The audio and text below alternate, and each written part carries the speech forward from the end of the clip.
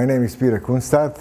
Welcome to Kunstadt Sports, the family business where every employee is an accomplished athlete. Today we will help you make a selection of a hybrid bike in terms of model, size and type. And to help you with that, we will have Matt Polson, an accomplished bike racer, talk to you about selecting these bicycles. Hybrid bikes are called hybrids because that's what they are. Hybrid between a mountain bike and a road bike. They're going to have the smooth, bigger wheels like the road bikes, but a bit nicer position than a road bike, a little bit more comfortable like a mountain bike. So if you only have one room, one spot in the garage for a bike, this is going to be the bike for you. It's going to be best of both worlds. You won't be disappointed. So here at Kunstadt, we have our own line of bikes built to our specifications by a highly reputable manufacturer. So there is going to be different levels of these hybrid bikes. The base model, perfect for most people. If you're just going to be going to grab some errands, you don't need a bike all the time, you just need a bike every once in a while. Steel frame, 7 gears, 700cc wheels, so that's going to be a little bit bigger than most mountain bikes. And then they're going to have no suspension, which a lot of people don't need just because the roads are quite smooth, and the suspension adds weight and you lose efficiency.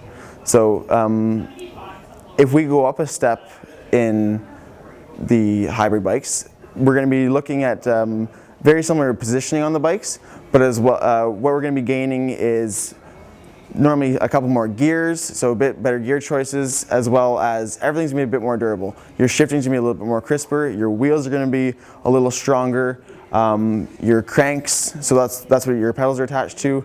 All the gears are just going to be one step up, last a little longer, in terms of maintenance maybe a little bit easier.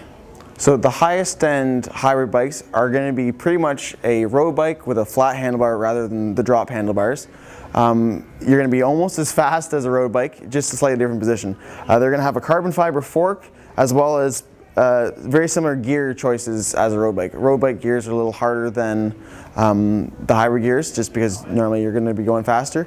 We're going to have hybrid bikes that are going to be very performance oriented, more of a performance hybrid. They're going to be very similar to our road bikes. Aggressive positioning, pretty much get you to work quite fast, but relatively comfortable. Then we're going to have bikes on the opposite end of the spectrum that are going to be a bit more comfort. So they're going to be some that maybe has some back or neck issues. They're going to put you in a much nicer upright position. That's going to be great for the shorter distances. As well as on frames, we do have stems that are adjustable. So although a bike may not feel perfect, with a couple of tweaks we can adjust the seat height, we can adjust the handlebar height, we can adjust the seat forward and backward on a set of rails. As long as we get the proper frame size, we should be able to make the bike work for you. Most hybrids are going to have V-brakes. They're going to be the classic brake. Two pads on either side pinched together.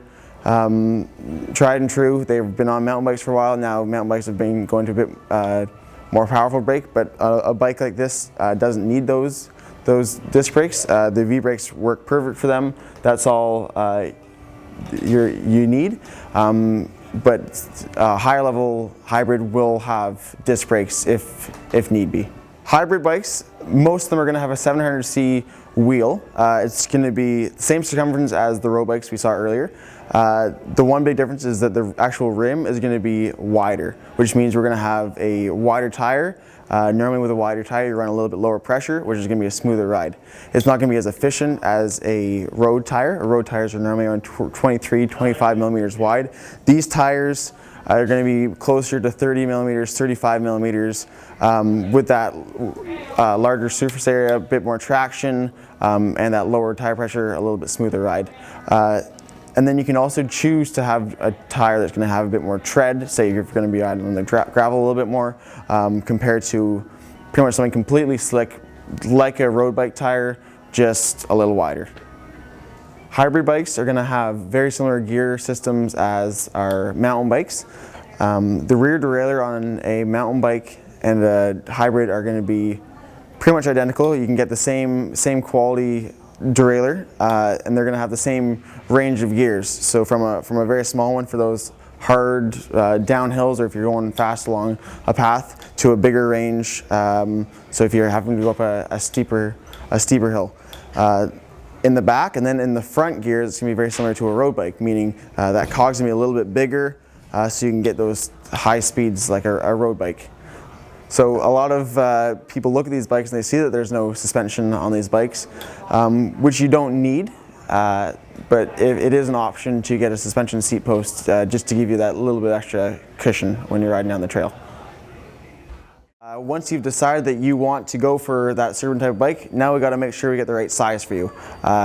Mountain bikes and hybrids, they come normally in frame sizes in inches, so you can get a 14-inch, you can get a 16-inch, you can get an 18-inch, and the best way to check that is using a device like this to check your inseam. So Freddie here is going to demonstrate how to check your inseam. Pretty much you pull up the bar until you can't anymore. And then there's the numbers on the side here, and it gives me Freddie's inseam, and I can use that information to gauge what size frame would be suitable for him. So what we have here is Freddie on a stationary fitting bike. Pretty much this just saves me from running beside Freddie going down the path. It makes me able to look at his position on the bike without, and I can get him to just pedal in one rotation. I can look at his seat height, I can look how far he stretched out he is. We want you to be in a position that's comfortable but also relatively efficient. So we want your seat to be at a good height. We want just a slight bend in the knee. We don't want you to be too extended. I could probably actually put Freddie's seat up a little bit right now, but we want him to be full extension, but we don't want it to be too high where he's rocking in the hips. There's some people that are going to be 6 feet tall and a longer upper body, and some people are going to be 6 feet tall and very long legs. So one person might be on an extra large size frame, but someone might be on a large size frame. To compensate for these things, this piece here is called a stem. We can put a longer stem on for someone that has longer arms, just to give him a bit more room, as well as the seat that he's sitting on is on a set of rails that can move back or forward, depending on his position. I've found a lot of people have a big kind of, I would guess, a debate between if they should be buying a road bike or a hybrid if they're commuting to work. I like to think of it, if you're going to be using this bike besides commuting to work, if you're going to be going out on the weekends to get exercise, going to the local trails or bike paths and riding hard, I'd probably go for a road bike, just because it is a bit more aggressive position, bit more made for the exercise, and then the hybrid is going to be better for, it's going to be in a bit more upright position, a little bit stabler at slower speeds, just because it has those wider handlebars and it has the wider wheels.